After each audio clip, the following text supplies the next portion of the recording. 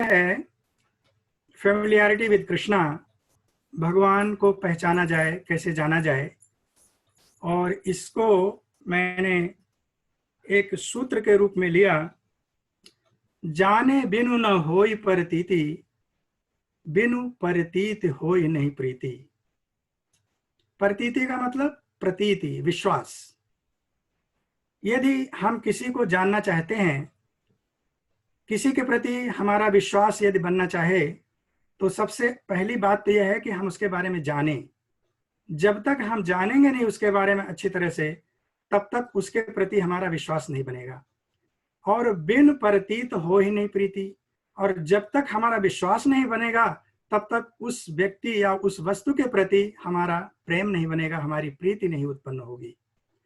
तो आज का यही विषय है कि जाने बिनु हो ही न प्रतीति, बिनु प्रतीति हो ही नहीं प्रीति। तो हमारे प्रतीति और प्रीति के विषय भगवान श्री कृष्ण हैं। भगवान श्री कृष्ण कौन हैं, उनसे हमारा क्या संबंध है और हम क्यों उनके साथ अपना संबंध बनाएं। आजकल के संसार में, समाज में आप जानते हैं कि भगवान श्री कृष्ण के बारे में भी कितनी धारणाएं प्रकट की जाती हैं। लोग कहते हैं कि भगवान एक राजनयिक थे, प्रतापी राजा थे, बलशाली थे, कूटनीतिज्ञ थे, महाभारत का युद्ध करवाए थे, पांडवों का पक्ष लिए थे, कौरवों का विनाश करवाए थे, इत्यादि इत्यादि बहुत सारी धारणाएं विचार में लोगों के उपस्थित होती हैं। तो भगवान वास्तविकता उनकी क्या है, उनको कैसे जाना जाए, इसको जानने के दो माध्यम हो सकते हैं। पहला, एक तो भगवान स्वयं बताएं अपने बारे में, या कोई भी व्यक्ति जिसके बारे में आप जानना चाहते हो वो व्यक्ति स्वयं अपने बारे में बताए कि वो कौन है, तब उसके बारे में जाना जा सकता है। दूसरा, कोई ऐसा व्यक्ति जो उनके सन्निकट हर समय रह रहा हो, उनके सानिध्य में रह रहा हो, उनके संपर्क में रह रहा हो, उनके साथ उठ रहा हो, बैठ रहा हो, खा रहा हो, पी रहा हो, चल रहा हो, फिर रहा हो, वो व्यक्ति जो उनकी दिनचर्या के बारे में पूर्ण रूपेण अवगत हो, वो बताए, तब उस व्यक्ति के बारे में जाना जा सकता है।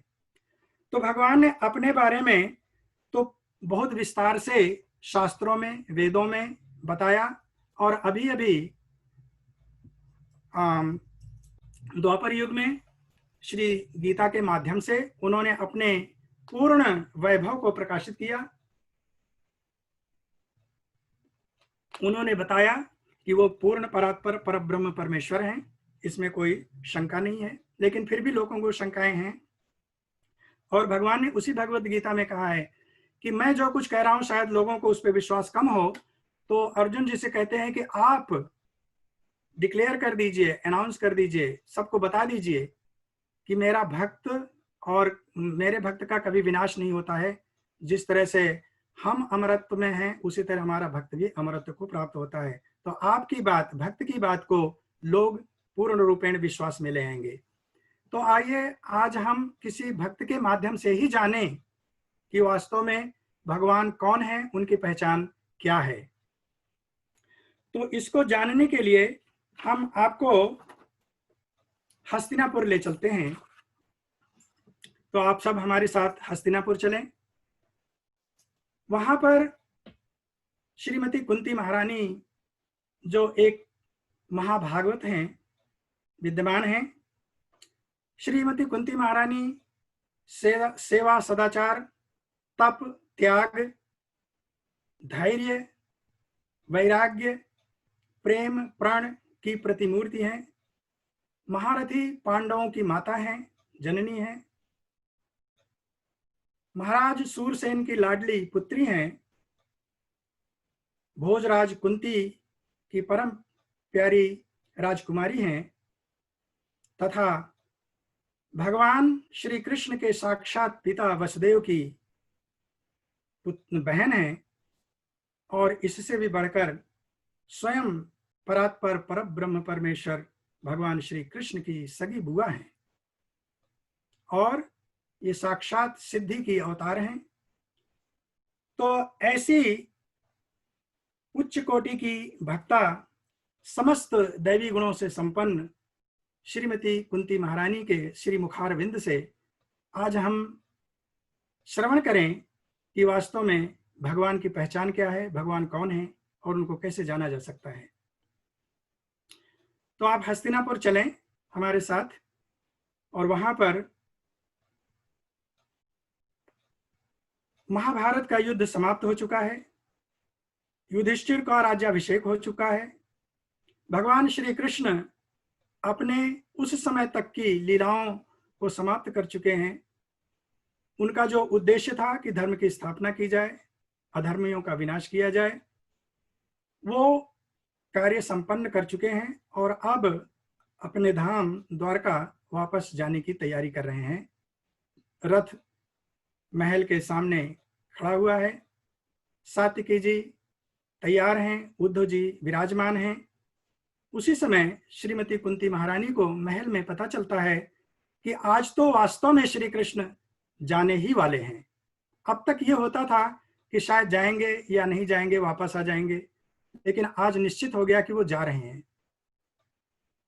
इतना सुनते ही कुंती माता की व्याकुलता इतनी तीव्र हो जाती है कि वो समस्त मर्यादाओं का परित्याग करके अपने महल से भागते हुए बाहर की ओर उस रथ के पास आती हैं। आप महारानी कुंती के भगवान के प्रति प्रेम की पराकाष्ठा को इस बात से भी समझ सकते हैं। आचार्यों का मत है और श्री महाभारत का ये कथन है कि जब श्रीमती कुंती महारानी को पता चलता है कि भगवान श्री कृष्ण अपनी भौम लीला को समाप्त करके अपने धाम श्री गोलोक वृंदावन वापस चले गए हैं, इस समाचार को सुनते ही कुंती महारानी ने अपने प्राणों का परित्याग कर दिया था। ऐसी भक्ति श्रीमती तुलसी महारानी की भगवान श्री कृष्ण के प्रति थी। तो उन श्रीमती कुंती महारानी जो अब भगवान के सन्मुख रथ के सामने विराजमान हैं, आप उस दृश्य की कल्पना करिए। अभी तक बुआ और भतीजे का रिश्ता हुआ करता था। बुआ के सामने भतीजा जब कभी भी आता था, अपनी बुआ के चरणों में सिर रख करके प्रणाम करता था और बुआ अपने भतीजों को दीर्घायु, सदा सुखी रहने का आशीर्वाद दिया करती थी। लेकिन आज परिस्थिति बिल्कुल उलट गई है। तो जिस द्रुत गति से कुंती महारानी रथ की ओर महल से वापस आई हैं, उसी द्रुत गति से हम भी श्रीमद् भागवत के प्रथम स्कंध के 7 अध्यायों को छोड़ते हुए सीधे 8वें अध्याय में पहुंचते हैं। और 8वें अध्याय का 18वां श्लोक, जहां से श्रीमती कुंती महारानी और भगवान श्री कृष्ण का यह वार्तालाप हो रहा है, वहां पर हम आपको ले चलते हैं। तो हम इस श्लोक को पढ़ते हैं, फिर इसके बाद इसकी विवेचना करते हैं। नमस्ते पुरुषं त्वा आद्यम ईश्वरं प्रकृतेः परम् अलक्ष्यं सर्वभूतानां अन्तः बहिः अवस्थितम्। नमस्ते पुरुषं त्वा आद्यम ईश्वरं प्रकृतेः परम् अलक्ष्यं सर्वभूतानां अन्तः बहिः अवस्थितम्।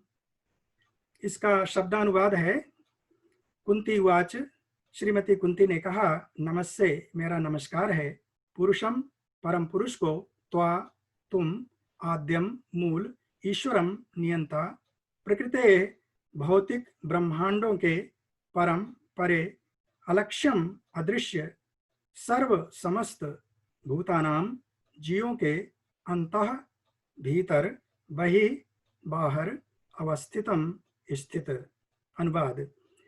श्रीमती कुंती ने कहा, मैं आपको नमस्कार करती हूँ क्योंकि आप आदि पुरुष हैं और इस भौतिक जगत के गुणों से निसंग रहते हैं। आप समस्त वस्तुओं के भीतर तथा बाहर स्थित रहते हुए भी सबों के लिए अलक्ष्य हैं। तात्पर्य शिला प्रभुपाद जी महाराज के द्वारा। शिला प्रभुपाद की जय। श्रीमती कुंती देवी को भली भांति ज्ञात था कि कृष्ण आदि भगवान हैं, भले ही वे उसके भतीजे लगते थे। ऐसी प्रबुद्ध महिला अपने भतीजे को नमस्कार करने की गलती नहीं कर सकती थी। अतएव उसने उन्हें आदि पुरुष के रूप में संबोधित किया, जो भौतिक जगत के से परे हैं। यद्यपि सारे जीव भी दिव्य हैं, लेकिन वे ना तो आदि हैं न अच्युत। जीव भौतिक प्रकृति के चंगुल में पड़कर नीचे गिर सकते हैं, लेकिन भगवान ऐसे नहीं हैं। अतएव वेदों में उन्हें समस्त जीवों में प्रधान कहा गया है। नित्यो नित्यानाम चेतनश्चेतनानाम। उसने उन्हें पुनः ईश्वर या नियंता के रूप में संबोधित किया। जीव या चंद्र तथा सूर्य जैसे देवता भी कुछ हद तक ईश्वर हैं, लेकिन इनमें से कोई भी परमेश्वर नहीं है। वे परमेश्वर या परमात्मा हैं। वे अंतः तथा बाह्य दोनों में विद्यमान रहते हैं। यद्यपि वे श्रीमती कुंती के समक्ष उसके भतीजे के रूप में उपस्थित थे, लेकिन वे उसके तथा अन्य सबों के अंतर में भी थे। भगवद गीता 15:15 में भगवान कहते हैं, मैं प्रत्येक जीव के हृदय में स्थित हूँ और मुझी से उसमें स्मृति, विस्मृति, चेतना आदि हैं। मैं समस्त वेदों के द्वारा ही जानने योग्य हूँ, क्योंकि मैं वेदों का संकलन करता तथा वेदांत को पढ़ाने वाला हूँ। रानी कुंती पुष्टि करती हैं कि यद्यपि भगवान समस्त जीवों के भीतर तथा बाहर हैं, तो भी वे अलभ्य हैं। कहने का भाव यह है कि भगवान सामान्य व्यक्ति के लिए पहेली तुल्य हैं। महारानी कुंती ने साक्षात अनुभव किया कि भगवान कृष्ण उसके समक्ष उपस्थित हैं। फिर भी उत्तरा के गर्भ में प्रविष्ट होकर उन्होंने अश्वत्थामा के ब्रह्मास्त्र से भ्रूण की रक्षा की। वह स्वयं पशुपेश में थी कि कृष्ण सर्वव्यापी हैं या अंतर्यामी। वस्तुतः वे दोनों हैं, लेकिन उन्हें इसकी छूट है कि जो लोग उनके शरणागत नहीं हैं, उनके समक्ष प्रकट न हो। यह अवरोध या पर्दा भगवान की माया शक्ति कहलाती है, और यही उत्पाती जीव की संकुचित दृष्टि को नियंत्रित करती है। इसकी व्याख्या नीचे की गई है। तो इस तरह से शिला प्रभुपाद जी ने बहुत ही सुंदर ढंग से व्याख्या किया और उन्होंने बताया कि माता कुंती अपने हृदय के उद्गार को किस तरह व्यक्त कर रही हैं। तो जैसे मैं निवेदन कर रहा था कि आज के पहले, इस दृश्य के पहले जो आपके सामने इसमें उपस्थित है, माता कुंती के समक्ष जब कभी भी भगवान आते थे तो उनको प्रणाम करते थे, माता आशीर्वाद देती थी। लेकिन आज माता कुंती भगवान के सामने आकर के खड़ी हैं और हाथ जोड़ करके कृष्ण को प्रणाम कर रही हैं। कृष्ण संकुचित हो रहे हैं क्योंकि वो भतीजे हैं उनके। लेकिन प्रभुपाद जी कितना सुंदर ढंग से उसको बताया कि वास्तव में कुंती महारानी भगवान श्री कृष्ण को क्या समझ रही हैं और कैसे समझ रही हैं। इसको जो मैंने अपने शब्दों में श्रील प्रभुपाद जी के अनुवाद और उनके तात्पर्य को लेते हुए, जैसा कि गुरुदेव ने आज्ञा दिया था, उसको मैंने जो लिखा है उसके आधार पर मैं इसकी व्याख्या आपके सम्मुख प्रस्तुत करता हूं। तो कुंती महारानी कहती हैं,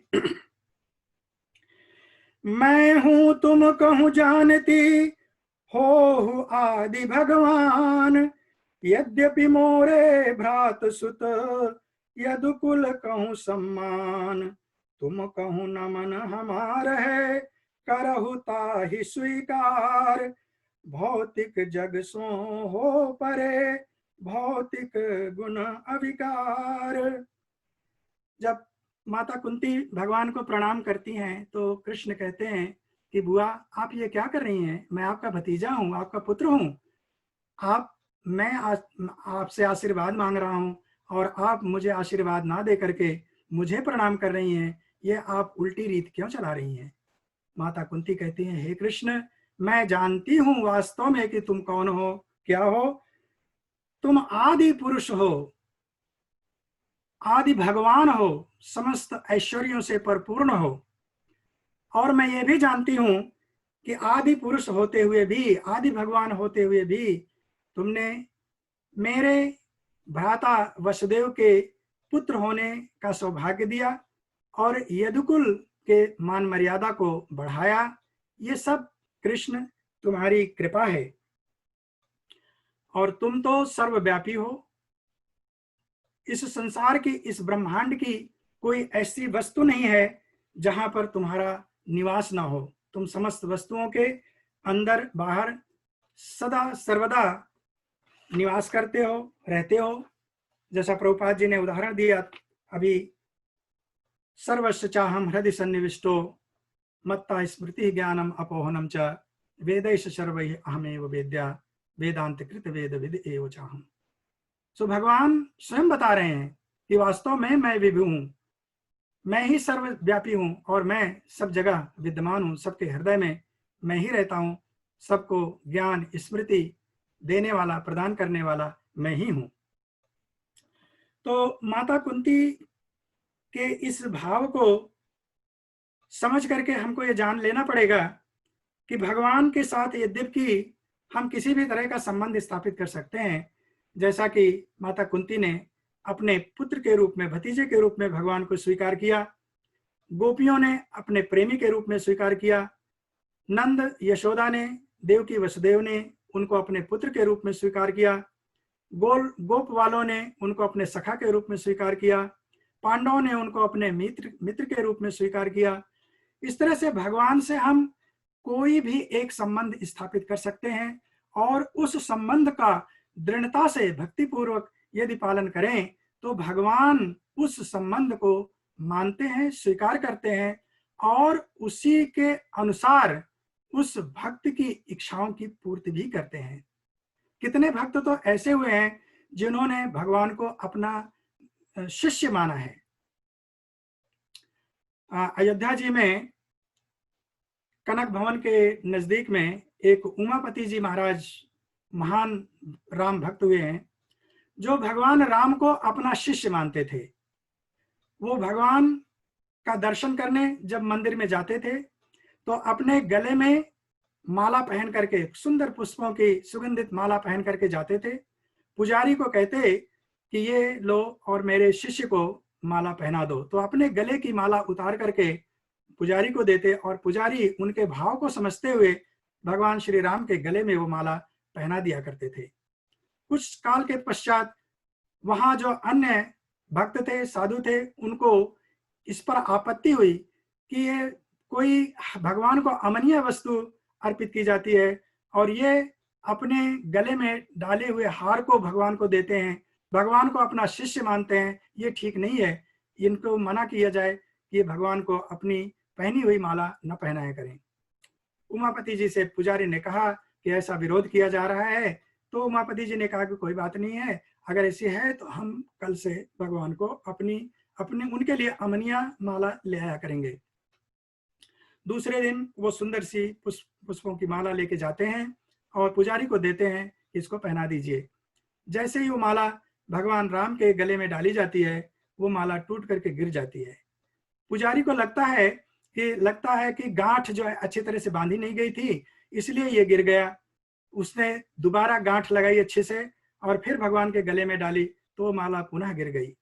इस तरह से 2-3 बार अच्छे तरह गांठ लगाने के बाद भी जब माला गिरती रही तो उमापति जी इस दृश्य को देख रहे थे। उन्होंने कहा कि ये माला आप मुझे दे दीजिए, वो ऐसे पहनने वाले नहीं है, वो हमारे शिष्य हैं, जब तक मैं पहन करके प्रसाद रूप में उनको नहीं दूंगा तब तक ये उसको स्वीकार नहीं करेंगे। पुजारी ने वो माला उमापति जी को दे दिया। उन्होंने अपने में गले में धारण करके पुनः जब उनको दिया, भगवान के गले में धारण कराया गया तो वो माला सुशोभित होने लगी।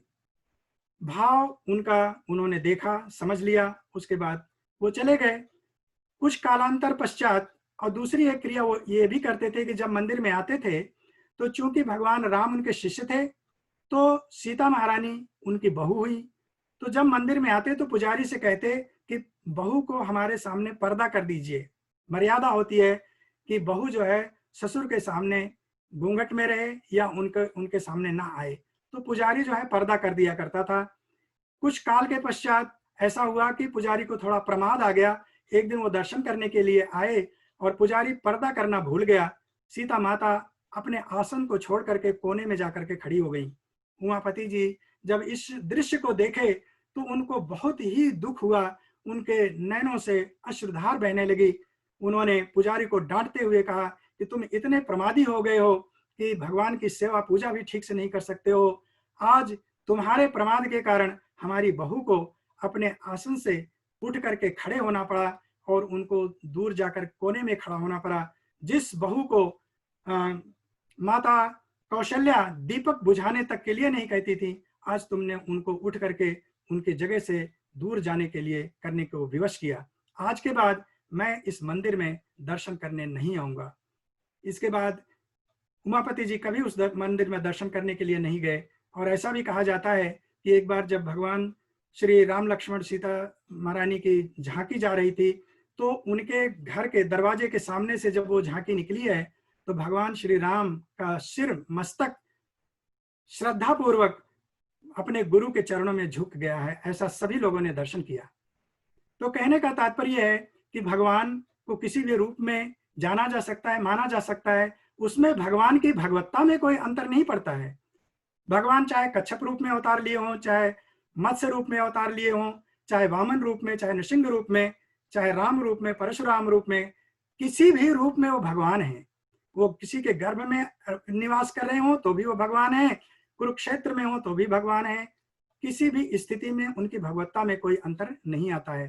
तो यदि कुंती माता अपने इस लाडले को पुत्र के रूप में, भतीजे के रूप में भक्ति करती हैं, तो भगवान उसी रूप में उनको रेसिप्रोकेट करते हैं, उसी रूप में उनको समझते हैं, उसी रूप में उनको मानते हैं।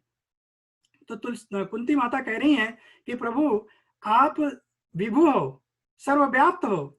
जैसा कि अर्जुन जी ने भी कहा कि परम ब्रह्म परम धाम पवित्रम परमम भवान पुरुषम शाश्वतम देवम पुरुषम शाश्वतम दिव्यम आदि देवम अजम विभुम।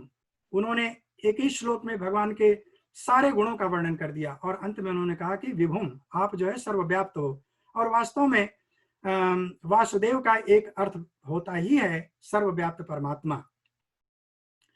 तो माता कुंती जानती हैं कि ये कृष्ण जो हमारे सामने खड़े हैं, जो हमारे भतीजे का अभिनय कर रहे हैं, वास्तव में ये क्या है और कौन है। इसीलिए आज माता कुंती ने उनको प्रणाम किया कि आप वास्तव में हमारे भतीजे बन करके हम लोगों को सुख देने के लिए ऐसा कर रहे हो। हमारे भ्राता वसुदेव के पुत्र बन करके उनको सुख देने के लिए ऐसा कर रहे हो। यदुकुल को सम्मान देने के लिए आप यहाँ अवतरित हुए हो, लेकिन वास्तव में आपकी जो वास्तविक पहचान है वो परब्रह्म परात्पर परमेश्वर के रूप में है। तो मानो भगवान कहते हैं कि हे बुआ, यदि मैं सर्वव्यापी परमात्मा हूं और हर जगह कण कण में विद्यमान हूं, तो फिर मुझे लोग क्यों नहीं देखते हैं, मुझे ढूंढते क्यों फिरते हैं, और फिर मेरे बारे में विविध प्रकार की धारणाएं लोगों के मन में क्यों उत्पन्न होती रहती हैं, इसका क्या कारण हो सकता है। तो माता कुंती उसका उत्तर देती हैं, तबहु सकहु ना को दिखाई, बिनु तव दया भ्रमित समुदायी। माता कुंती कहती हैं कि हे कृष्ण, ये सत्य है कि आप समस्त वस्तुओं के अंदर और बाहर कण कण में विद्यमान हो, लेकिन बिना आपकी कृपा के आपको कोई देख नहीं सकता है। आपकी कृपा होना आवश्यक है आपके दर्शन के लिए। फिर आगे और भी कारण बताती हैं। माता कहती है कि जगत नियंता रूप तुम्हारा, परमेश्वर सब कहूं आधारा। हे कृष्ण, आप इस जगत के नियंता हो, नियामक हो, संचालक हो, इसके प्रबंधक हो, और यह सारा विश्व विराट संसार आप ही का रूप है। आप ही परमेश्वर हो और आप ही इस ब्रह्मांड को धारण करने वाले हो। सीमित मानव इंद्रिय ज्ञाना, तासों परे तोरी पहचाना। अब हम आपको क्यों पहचान नहीं पाते हैं, यद्यपि आप इस संसार के प्रबंधक हो, नियंता हो, आप हर जगह व्याप्त हो, लेकिन हम पहचान नहीं पाते हैं। क्यों नहीं पहचान पाते हैं? कह रही हैं कि सीमित मानव इंद्रिय ज्ञाना, मनुष्य की जो इंद्रियां हैं उनका जो ज्ञान है वो बहुत ही सीमित है। जैसे शिला प्रभुपाद जी बहुत बार बताए हैं हमको कि मनुष्य के अंदर 4 प्रकार के दोष होते हैं। वो है imperfect knowledge, imperfect senses, cheating propensity and being illusioned. हमारा ज्ञान पूर्ण नहीं है, हमारी इंद्रियां पूर्ण नहीं है, और हम में छलने की प्रवंचना है, और हम इल्यूजन रहते हैं, भ्रमित रहते हैं, जिसके कारण हम आपको देख नहीं पाते हैं। देखिए, हमारा ज्ञान कितना ज्ञान है, हम क्या जानते हैं? जो विषय हम पढ़ रहे होते हैं, समझ रहे होते हैं, जिसमें अपना जीवन बिताए हुए होते हैं, उसके बारे में ही हम थोड़ा बहुत शायद जानते हो, समझते हो। उससे हट करके यदि कोई हमसे प्रश्न करे तो हम कहेंगे कि हमारा ये विषय नहीं, हमको नहीं मालूम है। हमने कल सवेरे नाश्ते में क्या खाया था, क्या प्रसाद लिया था, आज हमको वो भी याद नहीं रहता है।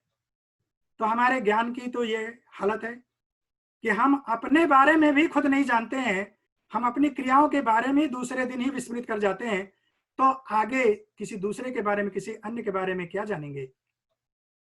तो हमारा ज्ञान असीमित है, हमारा ज्ञान सीमित है, और हमारी इंद्रियां बिल्कुल ही सीमित हैं। हम इस दीवार के पीछे क्या है वो भी नहीं देख सकते हैं, और यदि हम अपने आंखों के सामने हथेली डाल लें तो हथेली के पीछे कंप्यूटर हमको दिखाई नहीं देता है। तो हमारे देखने की शक्ति कितनी कम है, कितनी तुच्छ है, इस बात से भी हमको अंदाजा लगाया जा सकता है। और हम उस परात्पर परब्रह्म को देखने की चेष्टा करते हैं जो इन भौतिक इंद्रियों से परे है, जिस भौतिक इंद्रिय से हम हाथ के, अपनी हथेली के पीछे की भी 1 इंच मोटी हथेली के पीछे की वस्तु को नहीं देख सकते हैं। उस परात्पर परब्रह्म परमेश्वर जो कि सूक्ष्म से सूक्ष्म है, उसको देखने का प्रयास करते हैं और आडंबर करते हैं कि हम देख रहे हैं और देख भी लेंगे। माता कुंती कहती हैं कि हम आपको देख नहीं सकते हैं, ऐसी हमारी क्षमता नहीं है। फिर माता कहती हैं कि आपको हम क्यों नहीं देख सकते हैं, आगे भी कारण बता रही हैं। माया शक्ति आवरण पारा, तुम हो शाश्वत सत्य अपारा। और हे कृष्ण, हम लोगों के आंखों के सामने आपकी ही माया शक्ति का पर्दा पड़ा हुआ है। प्रश्न उठता है कि भगवान हमारी आंखों के सामने माया शक्ति का पर्दा क्यों डाले हुए हैं, जबकि हम सब भगवान के ही अंश हैं, भगवान के ही बनाए हुए हैं, भगवान की भक्ति करना चाहते हैं, भगवान अपने धाम में हमको बुलाना भी चाहते हैं। तो फिर उन्होंने माया का पर्दा क्यों डाल रखा है? माया का पर्दा हटाते क्यों नहीं है, जिससे कि हम सबका कल्याण एक साथ में हो जाए? तो माया का पर्दा भगवान ने इसलिए डाल रखा है क्योंकि हम अपने उस आंशिक स्वतंत्रता का उपयोग करना चाहते हैं। हम चाहते हैं कि भगवान से अलग रह करके हम इस संसार के भौतिक भोग को भोग सकें। तो भगवान हमारी अपनी इच्छा की पूर्ति के लिए ही इस माया के पर्दे को बना रखा है, जिससे कि हम जो चाहते हैं उसको पा सकें, उसको प्राप्त कर सकें। भले ही वो नश्वर हो, भले ही वो क्षणिक हो, भले ही वो दुखदाई हो, लेकिन चूंकि हमारी इच्छा है, हमारी कामना है, तो भगवान हमारी कामना की भी समर्थन करते हैं, उसको पूर्ण करने का भी विधान बना देते हैं। उन्होंने इस सृष्टि की रचना ही इसीलिए किया है कि जिससे हम अपनी उस आंशिक स्वतंत्रता का सदुपयोग कर सकें। अब सदुपयोग भी कई तरह का होगा। हम अपने उस आंशिक स्वतंत्रता को भगवान की भक्ति में लगा करके पुनः भगवान के धाम में जाना चाहेंगे, या फिर इसी संसार में रह करके 84 लाख में भ्रमण करना चाहेंगे। यह हमारी अपनी उस स्वतंत्रता के ऊपर निर्भर करता है, इसमें भगवान का कुछ लेना देना नहीं है। भगवान ने कृपा करके शास्त्र दिया है, आचार्यों को दिया है, और समय समय पर खुद भी अवतरित होकर के अपने बारे में बताते हैं, हमारे कल्याण का मार्ग प्रशस्तित करते हैं। यदि हम उस मार्ग पे न चलना चाहें तो इसमें किसी का दोष नहीं है, इसमें हमारा अपना स्वयं का दोष है। माता कुंती कहती हैं कि हे प्रभु, मूर्ख हृदय न आवहि चेता, जस दर्शक देखहि अभिनेता। विगत कर्म प्राकट दुष्कर्मा, बाधित हो परमेश्वर धर्मा। माता कह रही हैं कि हे प्रभु, आपके दर्शन में यद्यपि आप सर्वव्याप्त हो, लेकिन आपके दर्शन में जो बाधाएं हैं उनको बता रही हैं। कई एक बाधाओं को बताया उन्होंने, इंद्रियों के बारे में बताया, हमारे सीमित ज्ञान के बारे में बताया, और माया शक्ति का पर्दा बताया। फिर अब और एक बात बता रही हैं कि हमने जो आंशिक स्वतंत्रता प्राप्त की, उस आंशिक स्वतंत्रता की प्राप्ति के कारण जो हमने विगत में प्रारब्ध इकट्ठे किए और जो प्रकट में वर्तमान में जो कर्म कर रहे हैं, उससे जो हमारे कर्म फल इकट्ठे हो रहे हैं, और उन कर्म फलों में विशेषतया जो दुष्कर्म फल हैं वो जो इकट्ठे हो रहे हैं, इनका बोझ, इनका पर्दा हमारी इंद्रियों पर इतना दृढ़ता पूर्वक पड़ जाता है कि हे प्रभु, आप जैसे परमेश्वर को, आप जैसे दयालु को, आप जैसे कृपालु को ना हम देख पाते हैं और ना हम समझ पाते हैं। तो आगे और एक बात माता कहती हैं कि ऐसो नर ना पावहीं, परमेश्वर कहूं ज्ञान। तर्क वितर्क संयोगया, वैज्ञानिक संधान। माता कुंती कहती हैं कि ऐसे व्यक्ति जो इस माया के आवरण में ढके हुए हैं, अपने विगत कर्म और वर्तमान के कर्मों के माध्यम से, तर्क से, वितर्क से, वैज्ञानिक अनुसंधान से आपको जानना चाहते हैं, वास्तव में वो मूर्ख हैं, वो कभी भी आपको जान नहीं पाएंगे। ये ज्ञान माता कुंती हम सबको दे रही हैं। आगे माता कुंती कहती हैं कि प्रभु, आपको कुछ लोग ऐसे हैं जो जानते हैं, ऐसा भी नहीं है कि बिल्कुल नहीं जानने वाले हैं। यदि न जानने वाले होते तो आज ये आपकी भक्ति का प्रचार प्रसार इस संसार में, इस ब्रह्मांड में कैसे होता। तो कुछ लोग हैं जो जानने वाले हैं। तो मानो भगवान कहते हैं कि आप उसका भी थोड़ा वर्णन करिए। तो माता कहती हैं कि कृष्ण आप तो ज्ञेय हो, परमहंस ही मुनि श्रेष्ठ। आत्मा तथा पदार्थ का, जिन कहूं ज्ञान यथेष्ट। तिन्हि हृदय महाभक्ति कहूं, करने दिव्य प्रसार। आप सदा ही ले तो मनुज रूप अवतार। हे कृष्ण, आप जो आपकी भक्ति में पूर्णतया निमग्न हैं, जो परमहंस कोटि के व्यक्ति हैं, जो आत्मा विमलात्मा हैं, जिनको नीर क्षीर को अलग करने का विवेक है, जो आपकी परा और अपरा शक्ति को जानते हैं, वो आपके बारे में विवेचन कर सकते हैं, वो आपको जानते हैं, और उनके माध्यम से ही ये संसार आपको जान सकता है और जानने का प्रयास कर सकता है। फिर माता कहती, भगवान मानो कहते हैं कि यदि परमहंस हमको जानते हैं और उन्होंने सब कुछ बता ही रखा है, तो फिर आपको भी इसका ज्ञान होना ही चाहिए। तो माता कुंती कहती हैं कि प्रभु, मैं तो क्या जानूंगी। अपने बारे में कहती हैं कि मैं अबला मन कहूं अति भोरी, मोरी मति बुद्धि हूं अति थोरी। हे कृष्ण, मैं तो अबला हूं, एक स्त्री हूं, मेरी बुद्धि मति बहुत ही कम है, मैं आपको भला कैसे जान सकती हूं। समुझ सकूं कस ज्ञान विज्ञाना, भक्ति योग ही नाही ढुकाना। मैं आपके इस गूढ़ ज्ञान को और विज्ञान को कैसे जान सकती हूँ, क्योंकि ज्ञान और विज्ञान ये भक्ति से आते हैं, और मेरे हृदय में आपके प्रति भक्ति है नहीं, तो भला मैं आपको कहां से जान सकूंगी। देखिए, माता कुंती दैन्यता की मूर्ति है। यही है भागवत धर्म, महाभागवत हैं। भगवान के बारे में सब कुछ जानती हैं, सब कुछ उनको पता है, भगवान के अनन्य भक्ता हैं। जैसा मैंने पहले निवेदन किया कि भगवान भगवत धाम पधारने के समाचार सुनने मात्र से ही उनके वियोग में उन्होंने अपने शरीर को त्याग दिया था। ऐसी भक्ता दैन्य की मूर्ति श्रीमती कुंती महारानी कह रही हैं कि हे प्रभु, मैं अबला आपके बारे में भला क्या जान सकती हूँ, कैसे जान सकती हूँ। तो भगवान मानो कहते हैं कि बुआ, यदि आप मेरे बारे में नहीं जानती हो तो आप अभी तक मुझे ये कैसे कह रही हो कि मैं परमेश्वर हूँ, जगत नियंता हूँ, पर ब्रह्म हूँ, सर्वव्यापी हूँ। ये सब फिर आप कैसे कह रही हो जब आपको कुछ ज्ञान ही नहीं है, आपको पता ही नहीं है, तो आप कैसे जानती हो। तो माता कुंती कहती हैं, पर जानहु तुम कारण कारण, सकल वस्तु कहूँ उद्गम धारण। हे वासुदेव तुम हो परे, बृहद ज्ञान अरु ध्यान, कृपा तुम्हारी है यथा, आवहि मन कछु भान। हे कृष्ण, मैं जानती हूं कि आप समस्त कारणों के कारण हो।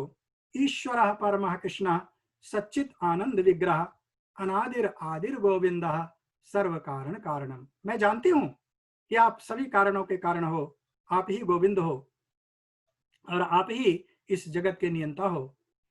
ये ज्ञान मुझे कहां से है, कैसे है, इसका कारण मात्र तुम्हारी कृपा है, तुम्हारी करुणा है, जिसके कारण मैं थोड़ा बहुत तुम्हारे बारे में समझ सकी हूं। अन्यथा तो मैं एक दुर्बुद्धि हूं, मतहीन हूं, अबला हूं।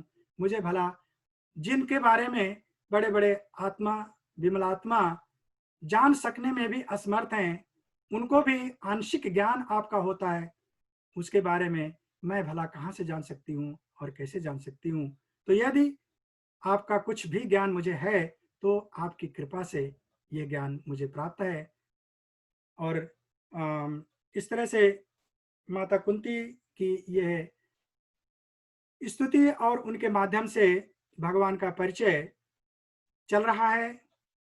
तो अभी चूंकि 1 घंटे का हमको समय दिया गया है और वैष्णव सेवा प्रभु शायद घड़ी देख रहे होंगे कि अब समय नजदीक आ गया है, तो आज का ये प्रवचन हम यहीं पर स्थगित करेंगे, इस बात का ध्यान में रखते हुए कि माता कुंती भगवान के सामने करबद्ध उपस्थित हैं, उनके आंखों से अश्रुधारा बह रही है और अपने परम प्रिय भतीजे भगवान श्री कृष्ण के मुखार बिंद को निहार रही हैं और उनको कह रही हैं, उनका परिचय दे रही हैं कि हे प्रभु, आप ही सर्व कारण कारण हो, आप ही जगत नियंता हो, पर ब्रह्म परमेश्वर हो और आप सब सृष्टि के कण कण में व्याप्त हो।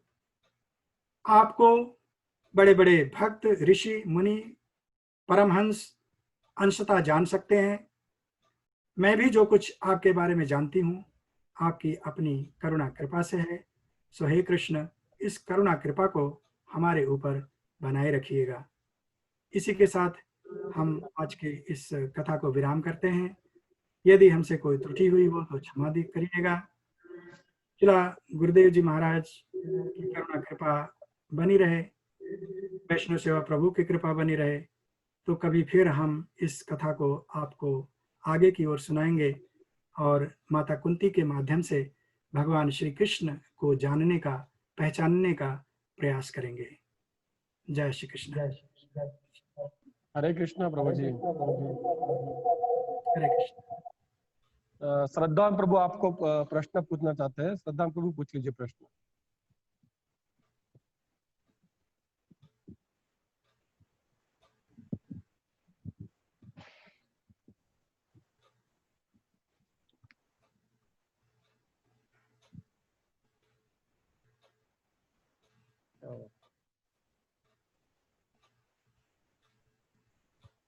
श्रद्धावान।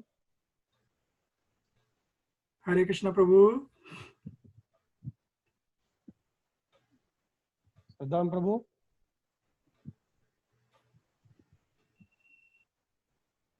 तो अनम्यूट होने का पता नहीं चल रहा। कृष्णा। हरे कृष्णा। हरे कृष्णा।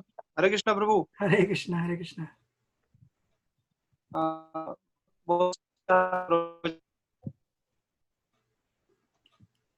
आपने जो बात बताई कि माया कृष्ण हमारे अच्छे के लिए माया का पर्दा डाल देते हैं, तो मेरा प्रश्न ये है कि हम अभी भक्ति में आए गए हैं और हम सब कुछ करते हैं, माला करते हैं, भगवान का दर्शन भी करते हैं, फिर कभी कभी फिर भी हमारा मन वो हमारी जो पुरानी लाइफ होती है, जैसे शौक होते हैं हमारे, वो हमारे मन पे इतने हावी हो जाते हैं कि और हम उसमें थोड़ा बहुत लिप्त भी हो जाते हैं। तो ऐसा अगर होता ही रहेगा तो क्या इससे हमारा पतन हो जाएगा?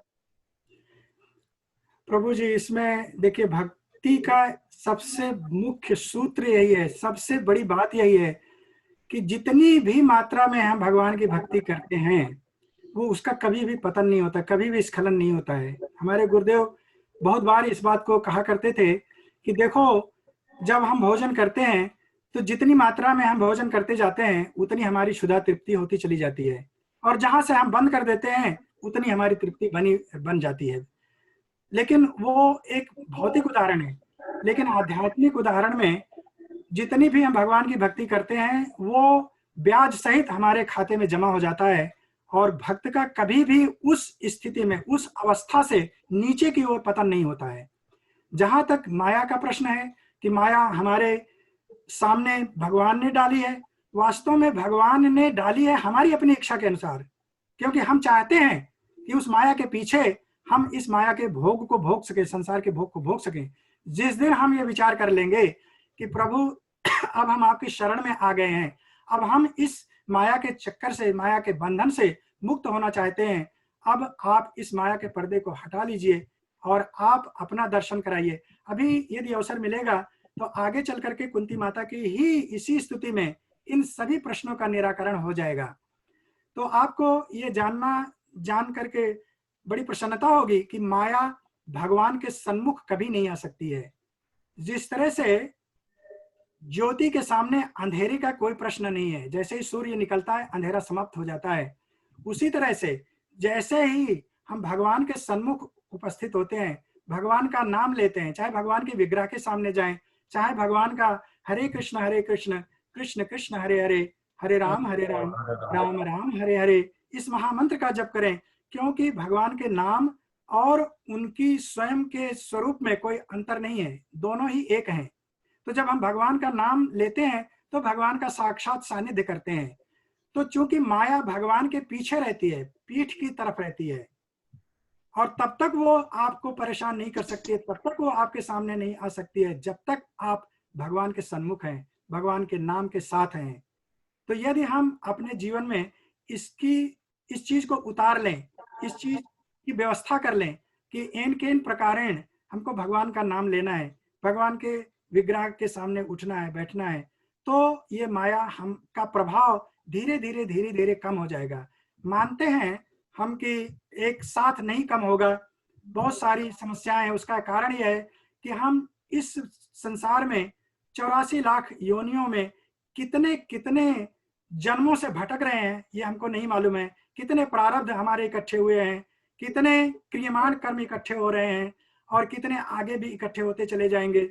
जैसा कि कुंती माता ने बताया कि विगत कर्म और दुष्कर्म ये सब मिल करके हमारी आंखों के सामने ऐसा माया का पर्दा डाल देते हैं कि भगवान होते हुए भी हम उनको नहीं देख पाते हैं। तो इसमें कोई डरने की बात नहीं है, इसमें कोई घबराने की बात नहीं है, इसमें यह भी नहीं सोचना है कि हमारा कल्याण होगा कि नहीं होगा। निश्चित रूप से कल्याण होगा। बस ये है कि कल्याण कब हो जाएगा, क्या हमारा कल ही हो जाएगा या आज ही हो जाएगा, ये ऐसा ना विचार करके हमको भगवान की शरण में चले जाना है, उनके ऊपर छोड़ देना है कि प्रभु अब मैं आपकी शरण में आ गया हूं, आप जैसा चाहे वैसा करें, कल्याण करना चाहे तो करें, ना करना चाहे तो ना करें। हमने अपने विगत जीवन में जो कुछ भी किया है उसको भुगतने के लिए हम तैयार हैं। तो हमारे जीवन में सुख भी आएंगे, दुख भी आएंगे, वो भगवान के दिए हुए नहीं है, वो हमारे अपने कर्मों के फल हैं। जैसा कि श्री कबीरदास जी ने कहा है, करता था तो क्यों किया, अब करी क्यों पछताए, बोया बीज बबूल का आम कहां से खाए। तो हमने विगत जीवन में बबूल का पेड़ लगाया, तो उसमें तो कांटे ही कांटे निकलेंगे ना, आम तो नहीं फलेगा। जब हम आम का पौधा लगाएंगे तभी उसमें आम निकलेगा। तो यदि हमने पिछले जन्मों में बबूल के पेड़ बो दिए थे, तो उसके जो दुख आने वाले हैं, कोई बात नहीं, उसको सह लेंगे, उसको झेल लेंगे, उसको बर्दाश्त कर लेंगे। लेकिन अब इस जीवन में जब भगवान ने हमको बुद्धि दे दिया, सदगुरु दे दिया, गुरुदेव महाविष्णु गोस्वामी जैसे महापुरुष हमारे जीवन में आ गए, तो अब आज के बाद इस समय से हमको ये विचार कर लेना है कि अब तो आम का पौधा ही लगाएंगे, अब हम बबूल का पौधा नहीं लगाएंगे, जिससे कि अगले जन्म में या इसी जन्म में हमको मीठे मीठे स्वादिष्ट फल खाने को प्राप्त हो जाए। तो प्रभु जी, इसमें कोई घबराने की बात नहीं है, कोई चिंता की बात नहीं है। भगवान में आप अपना विश्वास, अपनी श्रद्धा और अपना प्रेम बनाए रखें। भगवान बड़े करुणा वरुणालय हैं, और कलयुग में तो उन्होंने इतनी छूट दे रखी है, महाप्रभु चैतन्य देव इतने करुणा वरुणालय हैं कि उन्होंने तो जीवों के कल्याण का दरवाजा खोल दिया है। हम मूर्ख लोग उसका लाभ नहीं उठा पा रहे हैं, ये हमारी विडंबना है, भगवान की विडंबना नहीं है। तो आप जिस तरह भगवान में प्रेम बनाए हुए हैं, बनाए रखें, निश्चित रूप से कल्याण होगा, इसमें कोई दो राय नहीं, कोई शंका नहीं है। हरे कृष्णा। हरे कृष्णा प्रभु जी। हरे कृष्णा प्रभु जी। हरे कृष्णा। बहुत धन्यवाद प्रभु जी, बहुत सुंदर आपने काव्यात्मक रीत से भागवतम का जो प्रथम स्कंद का 8वां अध्याय है, कुंती महारानी की प्रार्थना हमारे सामने आपने प्रस्तुत की। हम शरीर से तो नहीं नाच रहे थे, लेकिन आपके प्रवचन में हम मन से नाच रहे थे। तो बहुत सुंदर ही आपने प्रस्तुतिकरण किया। एक्चुअली मैंने कहा नहीं था आपको कि आप स्टॉप हो जाइए, क्योंकि एक्चुअली आप 10 मिनट पहले ही कंप्लीट किया, लेकिन फिर भी आपने अच्छा किया, क्योंकि समय सूचकता रखना हमारा प्रथम कर्तव्य है, क्योंकि भक्तों को बाकी सेवा भी रहती है। लेकिन मैं निश्चित रूप से ये कह सकता हूँ कि महाविष्णु महाराज जी आपकी प्रथम शुरुआत है, आपसे ज्यादा सेवा लेना चाहेंगे, रेगुलरली सेवा लेना चाहेंगे, ऐसा मैं मेरी मन की धारणा ने सभी भक्तों की भी इच्छा है। तो मैं आपको जरूर आगे के शेड्यूल में किस तरह आप फिट कर पाएंगे हो चाहते हैं, प्रयत्न करूंगा। और आशा करता हूँ कि जो भी भक्तगण ये आज का जो प्रभु जी का मधुर प्रवचन सुन रहे थे, सभी लोगों ने आनंद लिया। खास करके बबूल और आम का जो आपने दोहा कबीर जी का समझा है, बहुत सुंदर, क्योंकि हमारे जीवन में हमने बबूल का बीज डाला है तो कांटे ही आएंगे। देखिए अभी हमारे पर इतनी कृपा हुई है, परम गुरु मिले हैं, प्रभुपाद मिले हैं, अच्छी संस्था मिली है, तो हम हमारे जीवन में अभी जो आम के पेड़ लगाने का प्रयत्न करना चाहिए। बहुत सुंदर प्रभु जी, बहुत ही सुंदर। वो एक वडील के तरह आपने आध्यात्मिक विषय को प्रस्तुत किया, उसमें प्रेम था, ज्ञान था और व्यवहार था। तो मैं आपसे अनुरोध करूंगा कि इसी तरह आप हमारे साथ बने रहेंगे। मैं जल्दी आपका एक शेड्यूल फिक्स करूंगा। आप है रघुवीर प्रभु, इन लोग का सबका मैं ज्यादा समय हम देना चाहते हैं, लेकिन पहले सभी जितने महाराज जी के शिष्य हैं उनको एक बार कंप्लीट एक साइकिल कंप्लीट हो जाएगा, बाद में हम रेगुलर आपकी सेवा लेते रहेंगे। तो आपका बहुत धन्यवाद प्रभु जी। और दूसरी बात यह है कि मैंने आपको जैसे बताया कि ये हमारा हम धीरे धीरे हमारी यात्रा है वो सुबह भी 8 साढ़े 8 बजे चालू करने का प्रयास में है। उसमें भी प्रभु जी का समय कैसा अनुकूल पड़ता है हम देखेंगे। सुबह का जो भागवतम क्लास है उसमें हम चालू करेंगे धीरे धीरे। और जिन्होंने अभी भी ISKCON Rajkot YouTube channel subscribe किया नहीं, तो उनको विनंती है कि आप उसको सब्सक्राइब कीजिए, कि जिनके कारण अगर हम लोग 1000 सब्सक्राइब तक पहुंच जाएंगे तो हम लोग यूट्यूब में भी लाइव ऑनलाइन प्रवचन प्रसारण कर सकते हैं।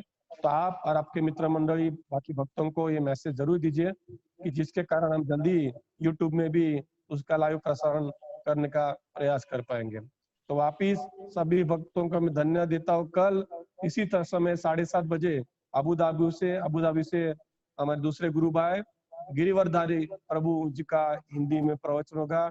विषय है उनका रिनाउंसिएशन ऑफ कर्दम मुनि का त्याग। तो ये बहुत सुंदर अध्याय है। इसमें भागवत मेरे ख्याल से मेरे याद नहीं, लेकिन 3रा स्कंद अथवा 4था स्कंद में से है। तो आप लोग सब जुड़े रहे। और वापिस प्रभु जी, सर्वेश्वर प्रभु जी को मैं धन्यवाद देता हूँ। बहुत ही सुंदर, बहुत ही मधुर प्रवचन था। ऐसा लग रहा था आप गाते, आप प्रवचन नहीं दे रहे थे, आप भाषण नहीं कर रहे थे, आप गा रहे थे प्रभु जी। बहुत अच्छा लगा, बहुत अच्छा लगा। और हम वापिस मिलेंगे सभी को हम हरे कृष्णा बोलते हैं। एक बार हम लोग सब महामंत्र बोलेंगे, हरे कृष्णा कृष्णा कृष्णा हरे हरे, हरे राम हरे राम राम राम हरे हरे। श्री महाविष्णु गोस्वामी महाराज की